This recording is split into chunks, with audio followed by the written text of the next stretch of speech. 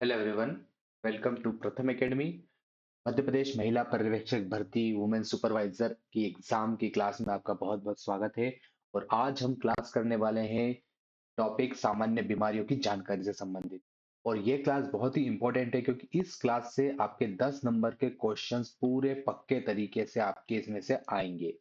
तो ये जो क्लास है, ये आपकी जो फर्स्ट सेक्शन है हमारा पोषण और स्वास्थ्य, उसका जो लास्ट वाला टॉपिक है सामान्य बीमारियां और उसकी जानकारी, उससे संबंधित ये पूरा टॉपिक है। तो उसमें 8 नंबर तो आपको डायरेक्टली सिलेबस में दिया हुआ है।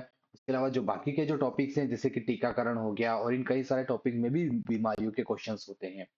तो इनसे भी आपके कम से कम 10 से 12 नंबर के क्वेश्चन तो आपके पक्के आएंगे इस पूरे क्लास से। तो बिल्कुल आप एंड तक क्लास को देखिएगा। और बहुत इंपॉर्टेंट टॉपिक है, अगर आपने अभी तक सब्सक्राइब नहीं किया है चैनल को तो आप प्लीज सब्सक्राइब कर लीजिए। चलिए शुरू करते हैं हम। तो यहाँ पर हम बीमारी के बारे में पढ़ेंगे इस क्लास में, संक्रामक बीमारियां, संक्रामक रोग और असंक्रामक रोग।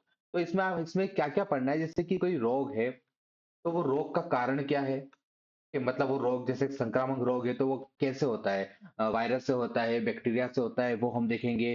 फिर उस रोग के लक्षण क्या होते हैं, ठीक है। और उस रोग के लक्षण के बाद उसका बचाव या फिर उसका उपाय क्या है, उसका उपचार क्या है। तो ये तीन चीज बहुत महत्वपूर्ण होती है। हर रोग का आपको कारण देखना है कि वो रोग कैसे फैल रहा है, उसके लक्षण क्या क्या है और उसके बचाव के लिए कौन सा टीका लगता है या फिर क्या क्या उपाय है। ये हम दोनों चीज में देखेंगे, संक्रामक और असंक्रामक रोग में। तो चलिए शुरू करते हैं। यहाँ पर हम सबसे पहले देखेंगे संक्रामक रोगों के बारे में। ठीक है, संक्रामक रोग क्या होते हैं? ऐसे रोग जो अ, वायरस के कारण, बैक्टीरिया के कारण, प्रोटोजोआ के कारण वो एक इंसान से दूसरे इंसान में या फिर वो जानवरों से भी इंसान में फैलते हैं, वो संक्रामक रोग होते हैं। तो सबसे पहले हम यहाँ पर इसमें वायरस से उत्पन्न होने वाले रोग के बारे में इसमें देखेंगे। ठीक है, एक एक रोग के बारे में हम देखेंगे। और वो रोग का वायरस कौन सा है ये आपको यहाँ पर ध्यान रखना है। फिर उससे कौन से अंग में प्रभावित होता है और क्या उसके लक्षण है, ये सारी चीजें हम यहाँ पर देखेंगे। तो चलिए शुरू करते हैं। पहला जो रोग है वो है चेचक। ठीक है, चेचक जिसको स्मॉल पॉक्स भी कहते हैं। तो ये होता है वेरियोला वायरस के कारण। ये वायरस के नाम बहुत ही महत्वपूर्ण है, वेरियोला वायरस के कारण होता है। और चेचक जो होता है पूरे शरीर में फैलता है, पूरे शरीर को यह प्रभावित करता है, स्पेशली चेहरे को ये ज्यादा प्रभावित करता है। कहाँ से फैलता है ये? तो ये जो वायरस होता है ये वायु के थ्रू फैलता है, हवा के थ्रू ये एक इंसान से दूसरे इंसान में फैलता है। तो ये सारे संक्रामक रोग हैं। और सीधे संपर्क थ्रू फैलता है या फिर संक्रमित वस्तुओं से भी फैलता है। द्वारा लगभग 12 दिन में अगर किसी वस्तु, किसी व्यक्ति के या फिर वस्तु के संक्रमण में आ गए तो लगभग 12 दिन में उसका प्रभाव देखने को मिल जाता है। इस रोग के क्या क्या लक्षण होते हैं? तो लक्षण यहाँ पर महत्वपूर्ण है, जैसे बुखार आता है, सिर दर्द होता है, बदन दर्द होता है। ठीक है, त्वचा पे लाल धब्बे, ये सबसे महत्वपूर्ण है। इसका लक्षण है कि इसमें त्वचा में और चेहरे पे लाल धब्बे हो जाते हैं, फफोले हो जाते हैं त्वचा पे। बाद में जब वो धब्बे हटते हैं, फफोले हटते हैं तो गड्ढे का निशान हो जाता है। तो ये लक्षण जो है इस रोग के बहुत ही महत्वपूर्ण है। इसमें त्वचा पर धब्बे हो जाते हैं, फफोले हो जाते हैं और चेहरे पे गड्ढे हो जाते हैं। ये ध्यान रखना है। ठीक है, तो तो ये चेचक रोग है। ये सारी चीज जानकारी जो है बहुत ही महत्वपूर्ण है, क्लास बहुत ही महत्वपूर्ण है, तो आप एंड तक बिल्कुल देखिएगा। चलिए अगले रोग की तरफ हम चलते हैं। तो अगला है यहाँ पर चिकन पॉक्स। चिकन पॉक्स जिसको छोटी माता भी कहते हैं, तो ये नाम भी यहाँ पर आपको ध्यान रखना है। ये भी वायरस के थ्रू फैलता है। ये सारे वायरस के थ्रू पहले हम देख रहे हैं, तो ये वेरियोला वायरस के थ्रू फैलता है। ठीक है, और ये जो वेरियोला वायरस के थ्रू, और ये जैसे हवा से फैलता है, छींक से, अगर एक इंसान से दूसरे इंसान में छींक के थ्रू, वायु के थ्रू यह रोग फैलता है वेरियोला वायरस से। पूरे शरीर को अफेक्ट करता है। लगभग 12 दिन में अफेक्ट करता है। अगर किसी संक्रमित वायरस के संक्रमण में आ जाते हैं तो 12 दिन में इसका इफेक्ट देखने को मिलता है। और इसमें भी त्वचा पर फफोले हो जाते हैं जो कि 5 से 20 दिन में समाप्त हो जाते हैं। ये ध्यान रखना है कि जो चेचक के, सॉरी, छोटी माता के चिकन पॉक्स के जो फफोले हैं वो 5 से 20 दिन में खत्म हो जाते हैं। अगला है, अगले बीमारी की तरफ यहाँ पर हम देख चलते हैं, वो है इन्फ्लुएंजा। इन्फ्लुएंजा या फिर जिसको फ्लू भी कहते हैं, या फिर जो कॉमन कोल्ड होता है, जो कॉमन सर्दी होती है, उसकी बात कर रहे हैं यहाँ पर। तो जो कॉमन कोल्ड है इन्फ्लुएंजा, तो इन्फ्लुएंजा जो बीमारी है वो भी वायरस के थ्रू फैलती है, ऑर्थोमिज वायरस के थ्रू। ऑर्थोमिजो वायरस के थ्रू ये फैलता है। और ये भी वायु के थ्रू फैलता है, एक इंसान से दूसरे इंसान में छींक से, हवा से ये फैलता है। तो ये श्वसन तंत्र को प्रभावित करता है। ठीक है, इन्फ्लुएंजा का जो वायरस होता है वो श्वसन तंत्र को, फेफड़ों को, नाक को और जो श्वास नली है उसको प्रभावित करता है। इससे जो है 5 से 20 दिन में इसका इफेक्ट देखने को मिलता है इन्फ्लुएंजा का।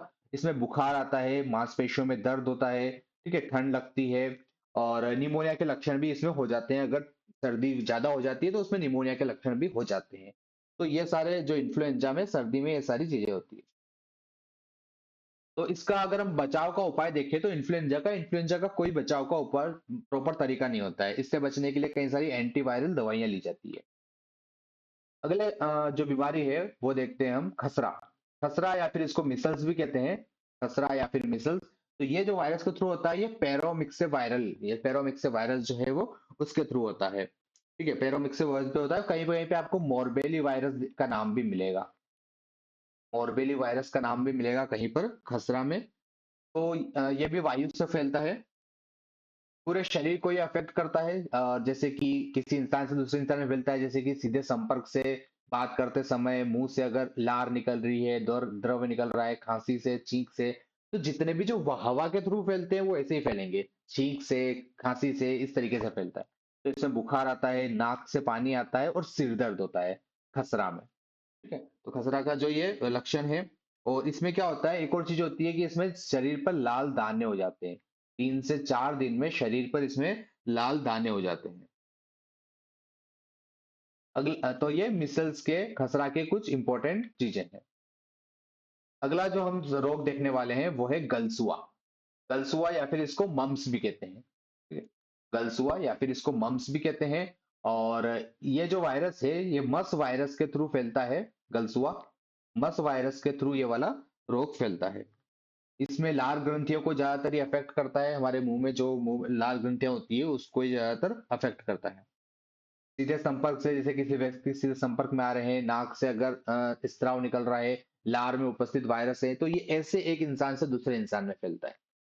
इस तो ये लार ग्रंथियों को ज्यादा अफेक्ट करता है। ये बहुत महत्वपूर्ण है, ये चीज ध्यान रखना है कि मम्स लार ग्रंथियों को अफेक्ट करता है। इससे लार ग्रंथियों में सूजन आ जाती है, बदन दर्द होता है, अग्नाशय, अंडाशय व वृषण में सूजन होती है। ठीक है, और एक ये है कि इस रोग से बंध्यता, मतलब कि इससे जो है बंध्यता की प्रॉब्लम इससे हो सकती है। कि ऐसा हो सकता है कि अगर ये प्रॉब्लम ज्यादा आंखों बढ़ जाए तो महिलाओं को इसमें फिर आगे संतान नहीं होने के चांस हो सकते हैं।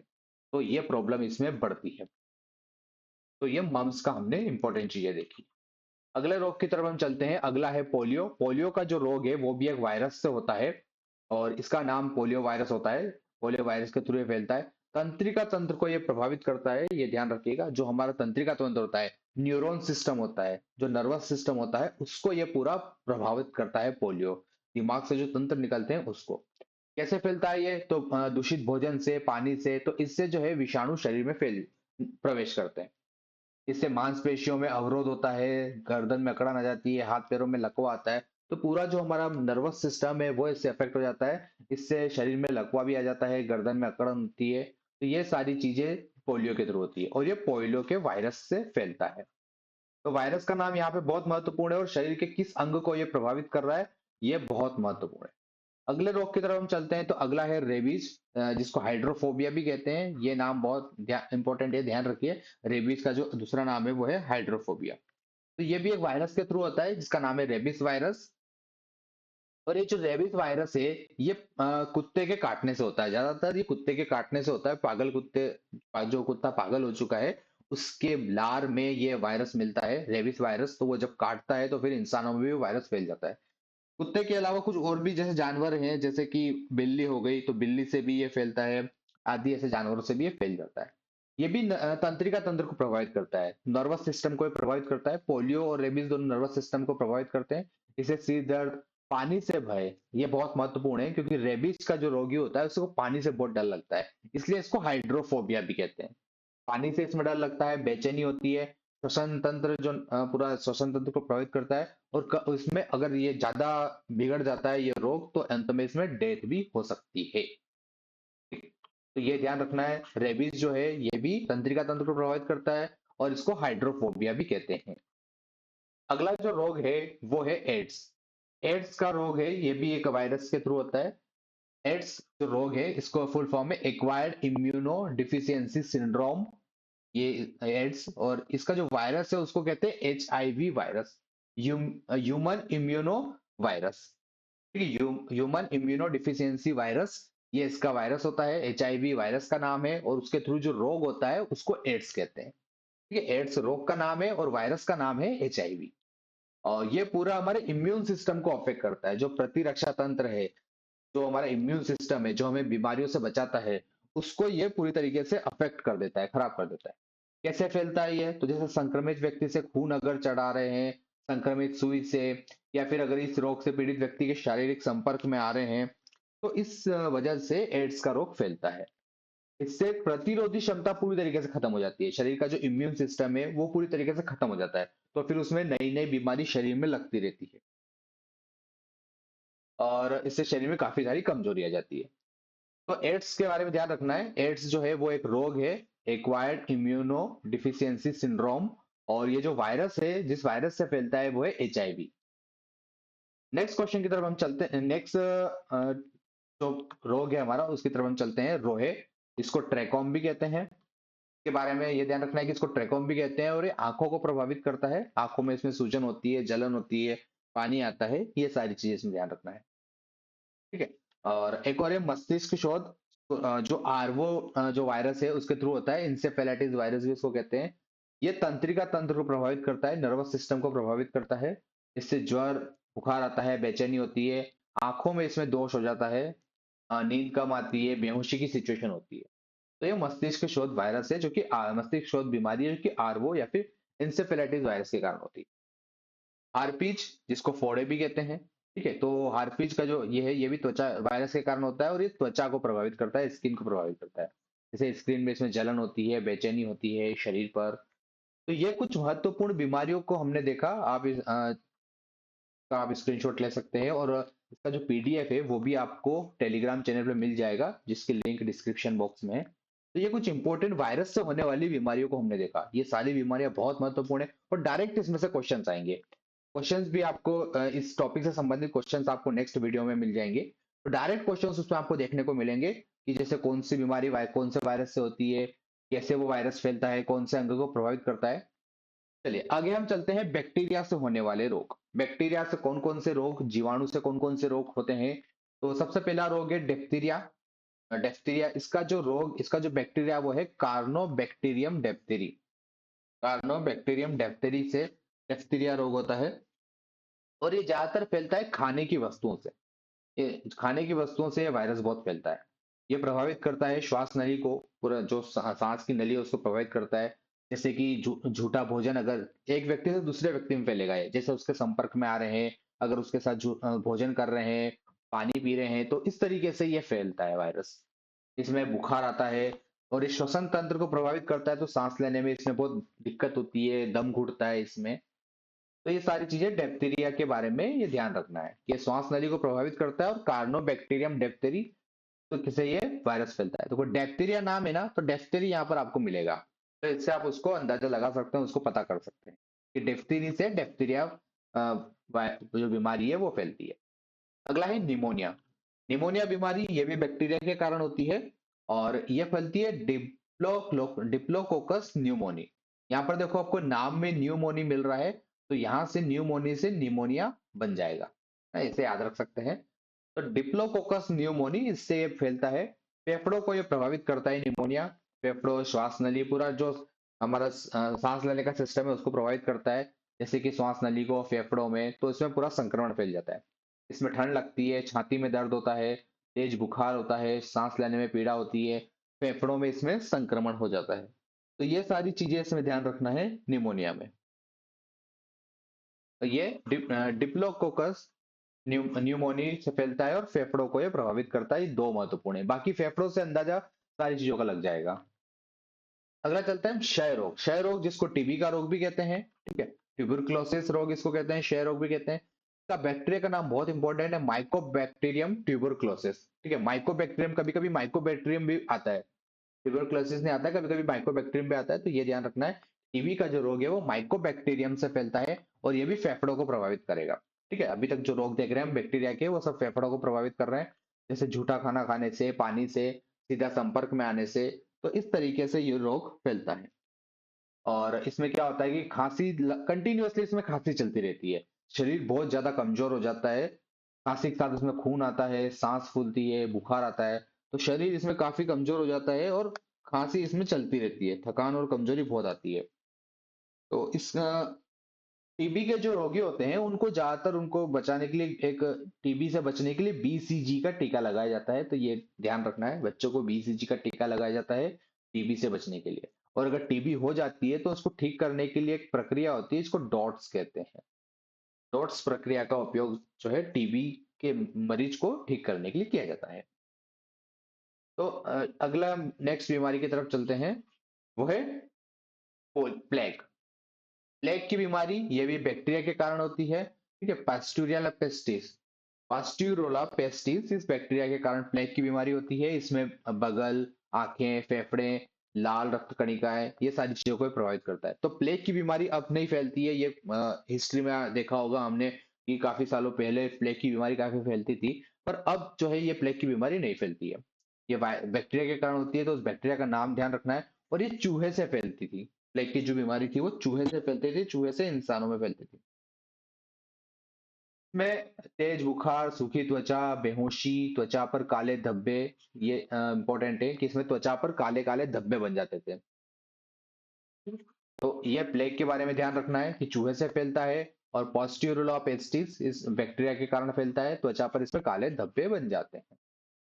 अगला हम यहाँ पर देखते हैं, नेक्स्ट नेक्स्ट हम चलते हैं यहाँ पे बट्सुलियम भोजन विषाक्तता, मतलब कि जो फूड पॉइजनिंग जिसको कहते हैं, फूड पॉइजनिंग कहते हैं, फूड पॉइजनिंग नाम भी यहाँ पे ध्यान रखना है। और इसका जो साइंटिफिक नेम है बट्यूलिज्म भोजन विषाक्तता। तो ये भी एक वायरस के कारण, सॉरी बैक्टीरिया के कारण फैलता है, क्लोस्ट्रीडियम बाटलीमुलिनम। क्लोस्ट्रीडियम बाटलीमुलिनम बैक्टीरिया के कारण ही फैलता है। और ये नर्वस सिस्टम को, तंत्रिका तंत्र को प्रभावित करता है, मस्तिष्क से जो नर्वस सिस्टम निकल रहा है उसको ये प्रभावित करता है। और इसमें उल्टी होती है, दोहरी दृष्टि, समझ में आना बंद हो जाता है, अच्छी तरीके से दिखना उसमें कम हो जाता है, दुर्बलता आ जाती है शरीर में। तो ये पूरी तरीके से नर्वस सिस्टम को ये अफेक्ट करता है, तंत्रिका तंत्र। और यहाँ पर बैक्टीरिया का नाम ध्यान रखना है।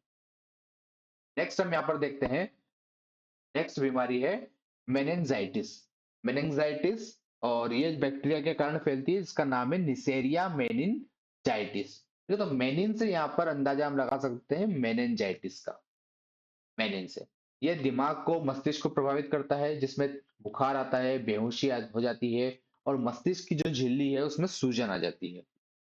तो मेनिनजाइटिस ये निसेरिया मेनिनजाइटिस से फैलता है और मस्तिष्क को प्रभावित करता है। ये दो चीजें यहाँ पर बहुत ही महत्वपूर्ण है। अगली जो एक महत्वपूर्ण बीमारी के बारे में हम बात करने वाले हैं वो है टिटनेस। ठीक है, टिटनेस की जो बीमारी है ये क्लास्ट्रोडियम टिटेनी, तो टिटेनी से यहाँ पर टिटनेस बन जाएगा। तो क्लास्ट्रोडियम टिटेनी से फैलता है, और ये तंत्रिका तंत्र, अगेन नर्वस सिस्टम को ये प्रभावित करता है। ये ज्यादातर ये मिट्टी से फैलता है।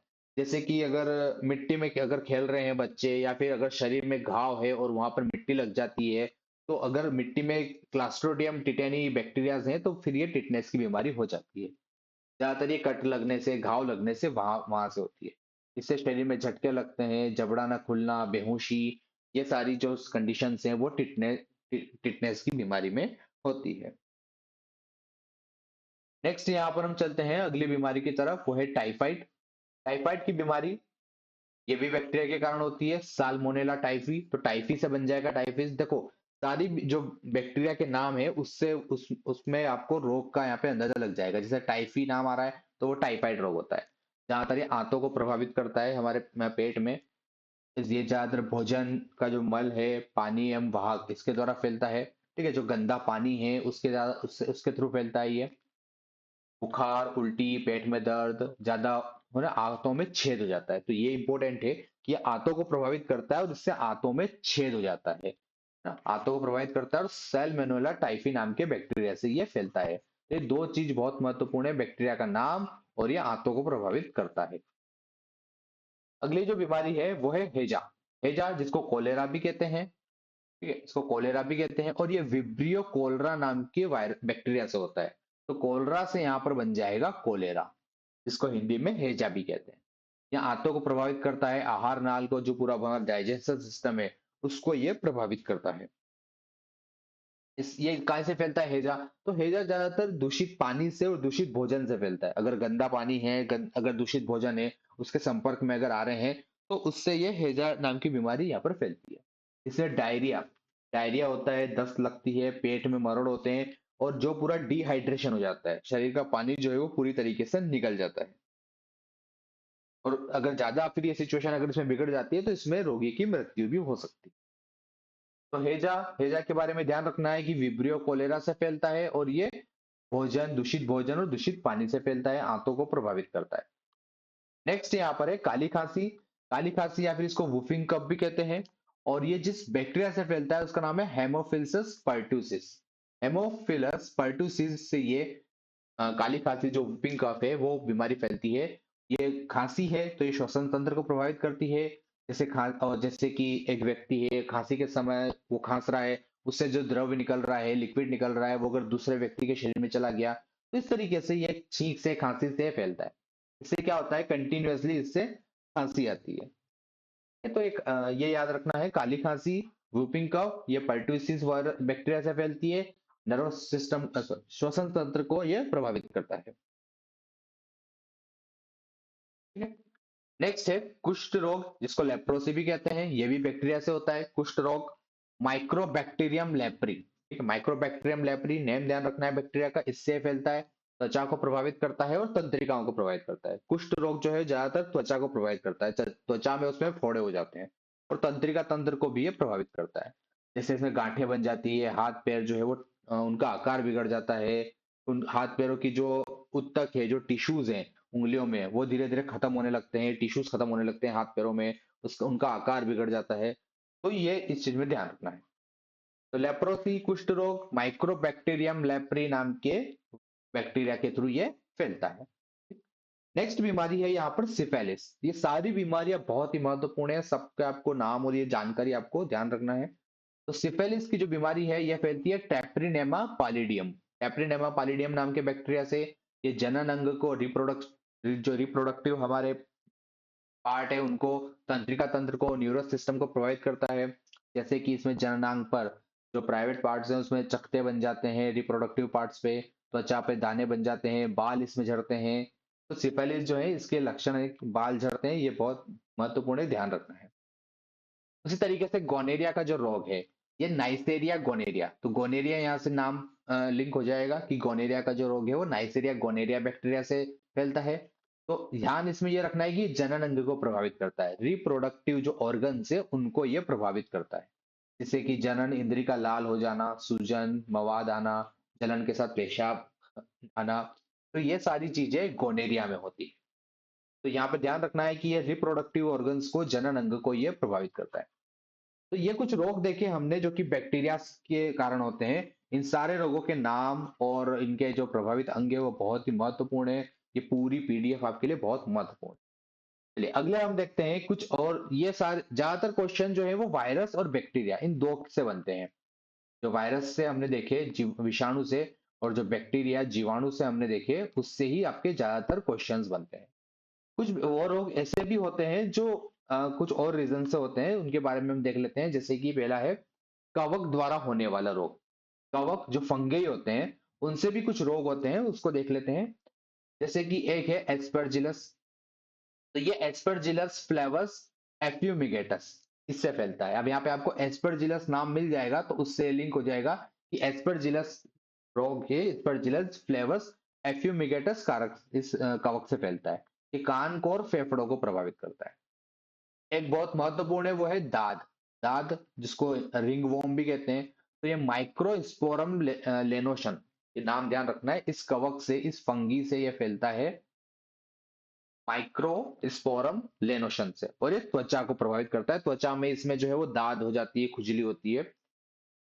एथलीट फुट, एथलीट फुट का जो रोग है ये भी कवक फंगी के कारण होता है। टाइक्रोफेटेनोकुल, टाइक्रोफेटेनोकुल की इस कुल की, जो इस फैमिली की जो फंगी होती है उसके द्वारा यह फैलता है, और ये पैरों को प्रभावित करता है। इसमें पैर जो होते हैं उसका आकार पूरी तरीके से बिगड़ जाता है, पैर काफी बड़े हो जाते हैं। तो टाइक्रोफेटेनोकुल के फंगी के थ्रू ये फैलता है। छाले होना, जब छाले जो होते हैं मुंह में, गले में, तो वो भी एक फंगी के कारण होते हैं, एक कवक के कारण होते हैं। इसका नाम है एनाइजर और मोनिलिया। ये दो कवक होते हैं, एनाइजर और मोनिलिया। उनके थ्रू छाले होते हैं, जैसे कि गले में छाले हो रहे हैं, मुंह में छाले हो रहे हैं, तो वो इस चीज के कारण होते हैं। ठीक है? तो ये कुछ कवक से होने वाले रोग ज्यादा नहीं है, ये तीन चार रोग है जो ध्यान रखना है। इसमें से एथलीट फुट और रिंग वॉर्म, ये दो बहुत महत्वपूर्ण है। अब देखते हैं हम प्रोटोजोआ के कारण होने वाले रोग। प्रोटोजोआ भी एक सूक्ष्मजीव होते हैं एक प्रकार के, और इसके कारण जो सबसे फेमस रोग है वो है मलेरिया। मलेरिया का जो रोग है वो प्लाज्मोडियम प्रोटोजोआ के कारण होता है, और मच्छर से ये फैलता है। पर मच्छर जब काटता है तो उसमें जो प्लाज्मोडियम प्रोटोजोआ होता है वो हमारे खून में चला जाता है, फिर उसके कारण मलेरिया की बीमारी होती है। मनुष्य में रोग मादा एनाफिलिस मच्छर के कारण फैलता है। ठीक है, तो मच्छर का नाम भी यहाँ पे ध्यान रखना है, मादा एनाफिलिस मच्छर के कारण। और प्लाज्मोडियम, और कौन सा प्रोटोजोआ है, तो प्लाज्मोडियम प्रोटोजोआ है। ये उसका रीजन है, कारक है, और ये एनाफिलिस मच्छर उसका वाहक है। ठीक है, इसके थ्रू ये फैल रहा है। अमीबीय पेचिस, पेचिस की जो बीमारी है वो एक अमीबा के कारण होती है, एंड अमीबा हिस्टोलिका। एक अमीबा के कारण होती है पेचिस की बीमारी। जैसे कि पीने के पानी से फैलती है, कच्ची सब्जी खाने से ज्यादातर फैलती है, तो ये ध्यान रखना है। भोजन में अगर एंट अमीबे का शिष्ट होता है तो कच्ची सब्जी से ज्यादातर ये पेचिस की बीमारी फैलती है। ठीक है, इसमें जो है बुखार आता है, काफी तेज सिर दर्द होता है, पेट में मरोड़ उत्पन्न होते हैं। तो और ये कभी कभी जो है इसमें शरीर के अंदर घाव भी हो जाते हैं पेचिस की बीमारी में, जैसे लीवर है, पेट है, तो उसमें घाव हो जाते हैं। अगला जो है वो है काला ज्वर।